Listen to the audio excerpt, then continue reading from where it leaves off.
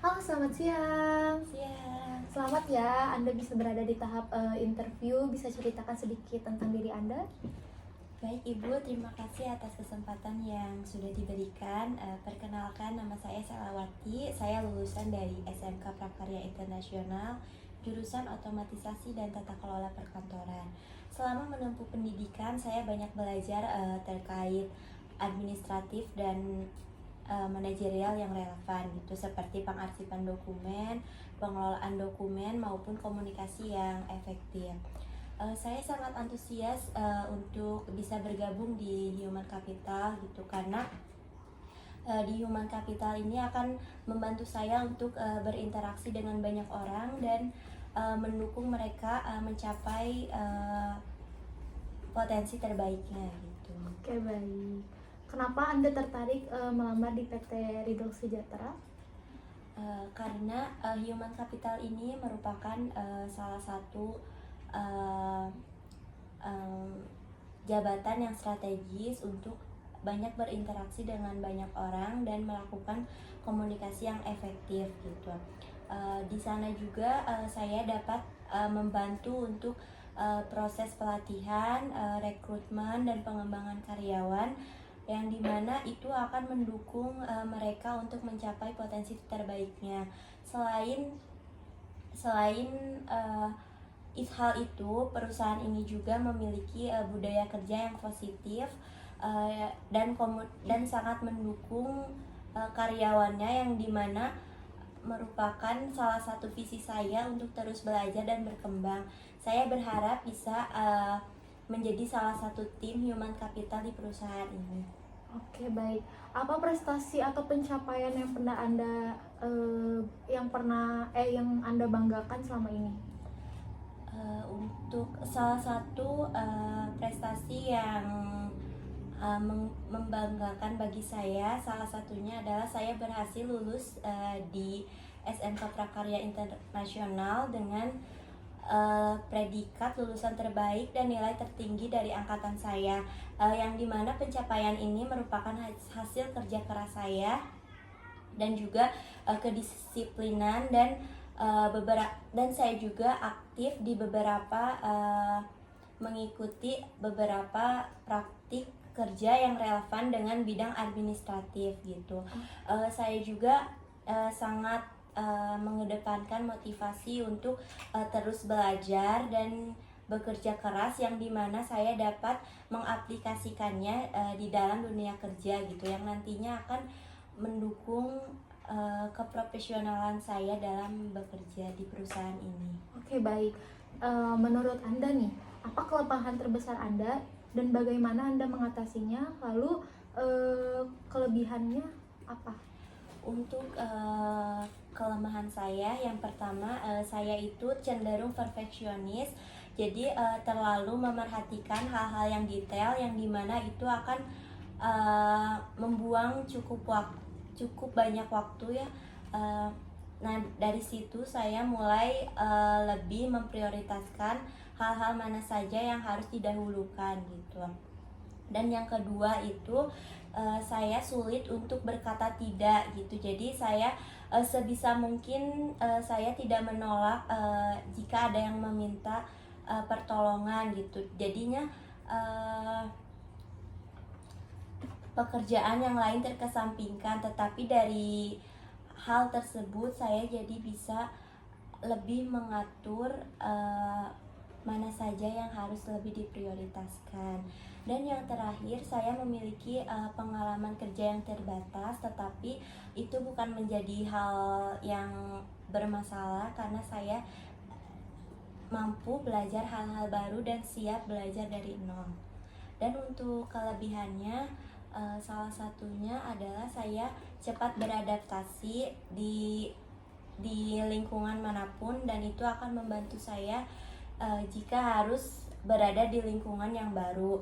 Yang kedua itu saya memiliki komunikasi yang cukup baik, tulisan maupun lisan gitu. Jadi akan mempermudah saya dalam berkoordinasi dengan tim gitu. Oke.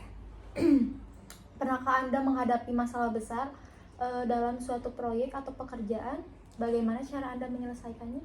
Kalau untuk permasalahan, saya pernah ditunjuk menjadi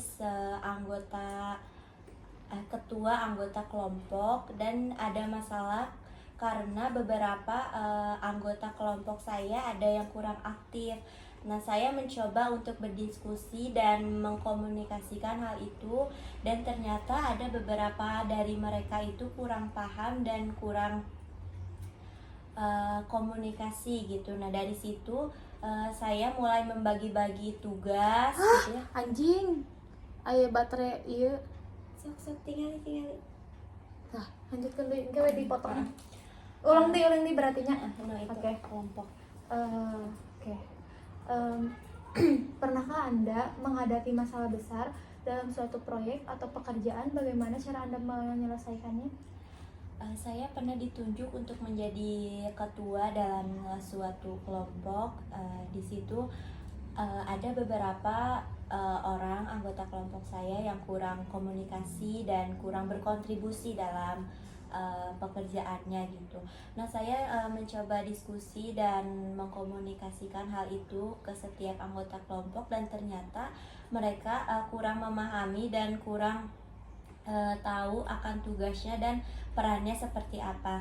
Dari situ saya mulai membagi-bagi tugas dan memberi pemahaman terkait hal apa saja yang harus dikerjakan gitu, dan selalu memfollow up gitu ya terkait tugasnya. Nah, dari situ kami menyelesaikan tugas tepat waktu dan semua orang merasa terlibat dan didukung. Oke. Apa perubahan yang pernah Anda buat di tempat Anda bekerja atau organisasi sebelumnya? Perubahan yang saya buat ini lebih ke self improvement, yang dimana komunikasi dan manajemen waktu. Nah, karena komunikasi dan manajemen waktu ini sangat berpengaruh di tempat kerja, dari situ saya mulai mengikuti kursus online terkait komunikasi, manajemen waktu, dan manajerial gitu. Karena itu sangat penting untuk karir saya. Nah, dari perubahan yang saya lakukan itu dengan mengikuti kursus, sertifikasi, hal-hal yang seperti itu menjadi hal yang membuat saya berkembang dalam hal tersebut dan siap untuk mendukung organisasi staff human capital di perusahaan. Oke, baik. Harapan ke depannya? Baik, untuk rencana ke depannya? Kalau untuk jangka pendek, saya ingin lebih banyak pengalaman dan meningkatkan skill saya di bidang staff human capital gitu. Dan untuk jangka panjangnya, saya ingin menjadi seseorang yang profesional dalam bidang staff human capital, dan saya ingin terus belajar hal-hal terkait proses rekrutmen, pengembangan karyawan, dan juga pelatihan kerja yang nantinya akan menjadi sebagai bahan saya untuk meningkatkan potensi di bidang ini dan menjadi dan membantu terkait kesuksesan perusahaan. Oke. Menurut Anda nih, berapa gaji yang sesuai dengan posisi ini dan pengalaman Anda? Lalu fasilitas apa yang Anda harapkan dari perusahaan untuk mendukung kinerja Anda? Kalau untuk terkait gaji, mungkin setelah melakukan riset, saya melihat kalau gaji di jabatan ini itu sekitar 4-5 juta.